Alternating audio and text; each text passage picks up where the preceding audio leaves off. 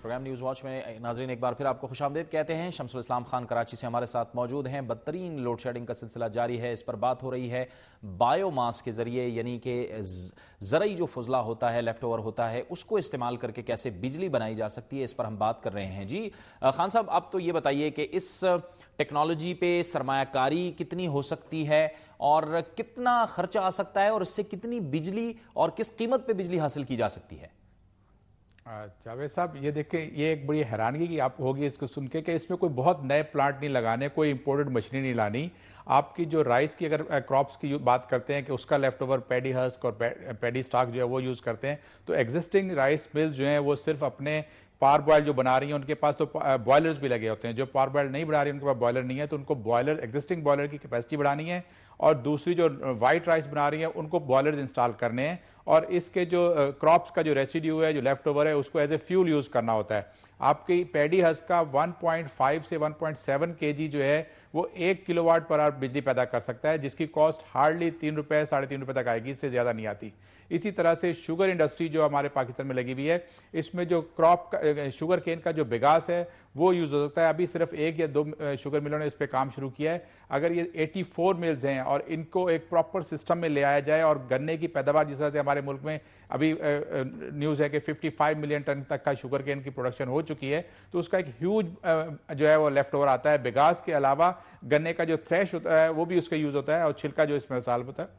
ये दोनों इंडस्ट्रीज अगर मिलकर, जो क्योंकि ज्यादातर ये इंडस्ट्रीज जो हैं वो रूरल एरिया में लगी हुई हैं और वहां पर इसकी सप्लाई बहुत ज्यादा अवेलेबल है। किसानों को ना सिर्फ उनकी क्रॉप्स के अलावा एडिशनल जो वेस्ट है उसकी इनकम होगी और इंडस्ट्री को जो है वो फ्यूल मिलेगा जो तकरीबन नॉमिनल कॉस्ट पे है, और वो अपनी उसको हीट करके बॉयलर्स को चला के और फिर उसमें जो है टर्बाइंस यूज करके अपनी बिजली पैदा कर सकते हैं। और इस प्रोसेस को को जनरेशन प्रोसेस कहते हैं कि आपका एक ही वक्त में चावल भी बन रहा है और बिजली भी पैदा हो रही है और आपके साथ साथ आप बिजली अपनी जरूरत भी पूरी कर रहे हो। तो ये एक पाकिस्तान में रेवोल्यूशन ला सकता है। इसके ऊपर काम करने के लिए गवर्नमेंट को सिर्फ ये चाहिए कि इंसेंटिव ऑफर करें, टैक्स रिलीफ दें, क्योंकि कोई भी शख्स अपनी इन्वेस्टमेंट उस वक्त करता है जब उसको कोई रिटर्न नजर आता है। अगर आपके यहाँ सिर्फ जो है गवर्नमेंट सिर्फ उनको इंकरेज करने के लिए इंसेंटिव दे देगी कि इतने अरसे तक अगर जो भी इसमें इंडस्ट्री आई और बायोमास से बिजली पैदा करेगी तो उसको टैक्स का इतना % रिलीफ देंगे या ये रिबेट देंगे, तो उससे आप देखेंगे कि पाकिस्तान में बहुत ज्यादा इन्वेस्टमेंट हो जाएगी सेक्टर्स में। क्योंकि आपको मैं एग्जांपल देता हूं, टेलीकॉम सेक्टर को देखें, जब उस गवर्नमेंट ने अपने कंट्रोल खत्म किए तो एक बूम आया। इसी तरह से एनर्जी सेक्टर में भी कंट्रोल्स खत्म करने पड़ेंगे और नए चीजें जहां पर गवर्नमेंट में काम नहीं हो रहा और प्राइवेट सेक्टर उसमें आ सकता है, जैसे बायोमास है, आपके अर्बन वेस्ट हैं, ये चीजें वो है कि जिनसे आपको बिजली पैदा करने में आपको इसमें सस्ती बिजली मिलेगी। ये जो स्टील इंडस्ट्री है या सीमेंट इंडस्ट्री है, इससे भी जाहिर है कि इसमें भी कार्बन डाइऑक्साइड का अखराज होता है, तो उसको भी इस्तेमाल में लाया जा सकता है। बिल्कुल, इसमें भी हीट एमिशन जहां जहां हो रही है, चाहे वो सबसे बड़ा सेक्टर आपके पास जो है वो स्टील और इसका सीमेंट का है। और मैंने देखा है कि एक पाकिस्तानी सीमेंट इंडस्ट्री ने भी इस पे काम किया है। ये हीट जब आप चिमनी के जरिए आप बाहर जाया कर रहे हो तो उसको रिवर्स करके पाइप्स लगते हैं और फिर उसको कूल करके उसको फिर बिजली पैदा की जा सकती है। ये वो चीजें हैं कि जो हम जाया कर रहे हैं। आज हम उस दौर में आ गए जहां फिटेस्ट ऑफ द सर्वाइवल है कि अगर आप जो है अपने आप की अपनी एफिशिएंसी को इंप्रूव नहीं करोगे, अपनी वेस्टेज को कंट्रोल नहीं करोगे, अपनी वो चीजें जो आपकी जाया कर रहे हो उसको अपने प्रॉपर इस्तेमाल करना है, तो इंडस्ट्री को इंसेंटिव्स मिलने चाहिए, टैक्स फॉर्म उसकी शक्ल में मिले, कुछ रिबेट्स मिले। दुनिया में आपकी अल्टरनेटिव एनर्जी के ऊपर काम करके लोगों ने कार्बन क्रेडिट्स लिए हैं। पाकिस्तान में अभी तक ऐसा कोई सामने नहीं आया कि जिसने कार्बन क्रेडिट्स लिए हो। आपको बताऊंगा कि सिर्फ कराची में कुछ 17-18 हजार टन अर्बन वेस्ट डेली जो है वो यहाँ पे डंपिंग होती है। अगर उसी की को यूज किया जाए तो उससे भी एनर्जी पैदा हो सकती है। इसी तरह से पंजाब में नहरों का एक जाल है, पानी उसमें चल रहा है, तो उसके ऊपर टर्बाइन लगा के आप थोड़ी छोटी छोटी इलेक्ट्रिक जो है टर्बाइन लगाएं और उससे बिजली पैदा कर सकते हैं। लेकिन आई डोंट नो कि क्यों इस तरह से हो रहा है कि हम उसको इग्नोर कर रहे हैं। हम मेगा प्रोजेक्ट्स की बात करते हैं और वो पोलिटिसाइज हो जाते हैं, उसके ऊपर काम नहीं होता। जो फिजिबल हैं, जो वायबल प्रोजेक्ट्स हैं छोटे छोटे, उसके ऊपर काम होना चाहिए। चाइना में कोई 5000 मेगा उन्होंने छोटे छोटे डैम बना दिए। हमने अनफॉर्चुनेटली 1977 के बाद, तरबेला डैम के बाद कोई डैम ही नहीं बनाया, और जब बात की बहुत बड़े मेगा डैम की बात की है जिसमें ह्यूज इन्वेस्टमेंट चाहिए होती है। जो आपके पास ना इन्वेस्टमेंट आती है, फिर पॉलिटिकल इश्यूज आ जाते हैं, तो आपका काम नहीं होता। आपको चाहिए छोटे छोटे प्रोजेक्ट लेकर आए। आप विंड और सोलर एनर्जी की बात करें तो आपको बताओ कुछ अर्सा पहले तक इसके जो कंपोनेंट्स हैं उसके इंपोर्ट पे इतनी ड्यूटी हाई थी कि कोई मंगाने को तैयार ही नहीं था। अच्छा, यही वजह है कि इसमें सोलर अभी के शमसम ये जो अभी आज ये जो एक पेशरफ्त हुई है इस हवाले से कि जो वीवीआईपी फीडर्स हैं और उसका अब जाहिर है कि उन्होंने रिफ्यूज कर दिया, उन्होंने इनकार कर दिया कि उस पर हम बोझ मुंतकिल नहीं करेंगे, जो वीवीआईपीज होंगे वहां पे लोड शेडिंग नहीं होगी। इसका भी जाहिर है नजला या बोझ जो है वो तो आवाम पर ही गिरेगा।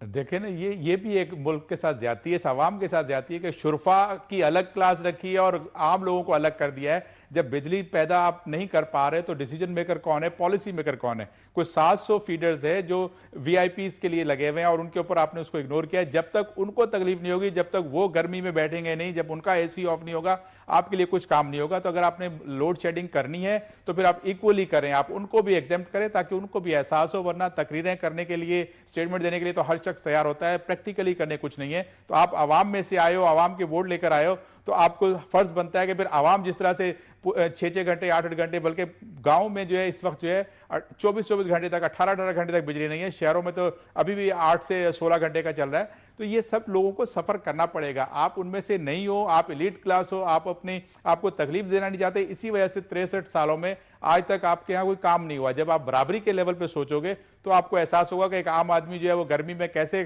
काम करता है और उसकी भी दिहाड़ी कैसे जाया होती है। इसी तरह से जो आपकी मैन्युफैक्चरिंग आउटपुट थी वो भी कम हो गई है। बहुत बहुत शुक्रिया, बहुत बहुत शुक्रिया। शमसुल इस्लाम खान साहब हमसे गुफ्तगू कर रहे थे और जो तवानाई के मुतबादिल ज़राए हैं उस हवाले से वो हमें मजीद बता रहे थे कि बायोमास टेक्नोलॉजी इस्तेमाल करके कितनी बिजली पैदा की जा सकती है और इस पर सरमायाकारी भी इतनी नहीं है, लेकिन हुकूमत को तवज्जो देने की ज़रूरत है। और अब हम बात करेंगे कि पीपल्स पार्टी और पाकिस्तान मुस्लिम लीग काफ के दरमियान जो एक इत्तेहाद का सिलसिला जारी है और जिस पर मुशावरत हो रही है, उसके हवाले से मुख्तलिफ खबरें सामने आ रही हैं। हमने अपने इसी प्रोग्राम के जरिए आज से तकरीबन 5 माह कबल ये बता दिया था कि ये राब्ते जारी हैं और अगले साल बजट से पहले ये इत्तेहाद मुमकिन हो सकता है।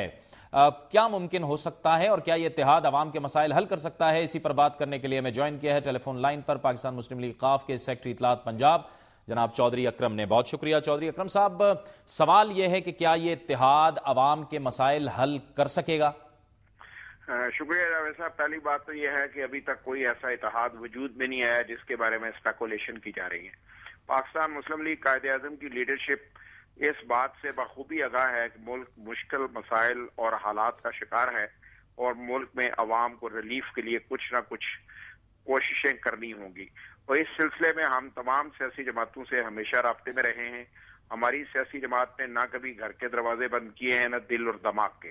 खुले दिल और दिमाग से हमने हर किसी के साथ मुज़ाकरात किए हैं और ज़ाती मफादात से बालातर होकर मुल्की मफादात के लिए इक़दामात के बारे में हमेशा मशावरत भी हुई है। और अगर किसी को सपोर्ट देने की जरूरत पेश आई है तो मुल्की मफाद में हमने वो काम भी जरूर किया है। लिहाजा अभी तक ये कहना है कि पाकिस्तान पीपल्स पार्टी और मुस्लिम लीग काफ के दरमियान कोई इत्तेहाद हो गया है, मैं समझता हूँ ये ना सिर्फ कबल वक्त है, बल्कि मैं इसके बारे में ये राय भी नहीं दे सकता कि क्या ये इत्तेहाद हो भी रहा है कि नहीं।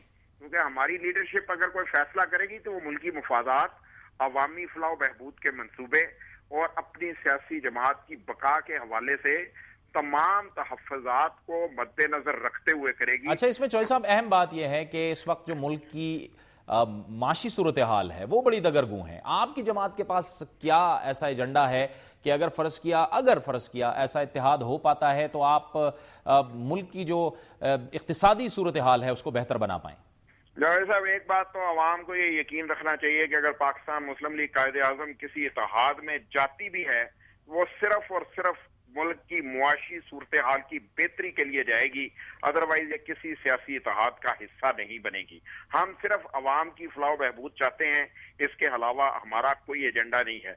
और पाकिस्तान मुस्लिम लीग कायदे-ए-आज़म यकीन रखती है इस बात पे कि अगर मुल्क में इंडस्ट्री का पहिया चले, अवाम को रोजगार मिले, महंगाई को कंट्रोल किया जाए, लोगों की कुव्वत की इस्तिताअत कुव्वत को खरीद जो है उसको बढ़ाया जाए, तो फिर मुल्क के मसाइल हल किए जा सकते हैं। पाकिस्तान दुनिया का एक ऐसा अजीम मुल्क है जहां पे सिर्फ और सिर्फ अपने वसाइल को इस्तेमाल करने की जरूरत है। यहाँ पर किसी चीज की कमी नहीं है। अच्छी मैनेजर अगर मुल्क और कौम को रन करने की कोशिश करे तो इस मुल्क से बेहतर मुल्क और कोई दुनिया में मौजूद नहीं है। बहुत बहुत शुक्रिया। चौधरी अकरम पंजाब मुस्लिम लीग क़ाफ के सेक्रेटरी इत्तलात हमसे गुफ्तगू कर रहे थे और उनका ये कहना था कि अभी हतमी तौर पर बहरहाल ये फैसला नहीं हुआ और ये कहना कबल अज़ वक्त होगा कि पीपल्स पार्टी और मुस्लिम लीग क़ाफ का इत्तेहाद हो गया है। यह था हमारा आज का प्रोग्राम। अगर आप कोई राय देना चाहते हैं या फीडबैक देना चाहते हैं तो हमें लिखिए। हमारा ईमेल एड्रेस है nw@duniatv.tv। प्रोग्राम न्यूज़ वॉच से जावेद इकबाल को इजाज़त दीजिए। अल्लाह हाफ़िज़।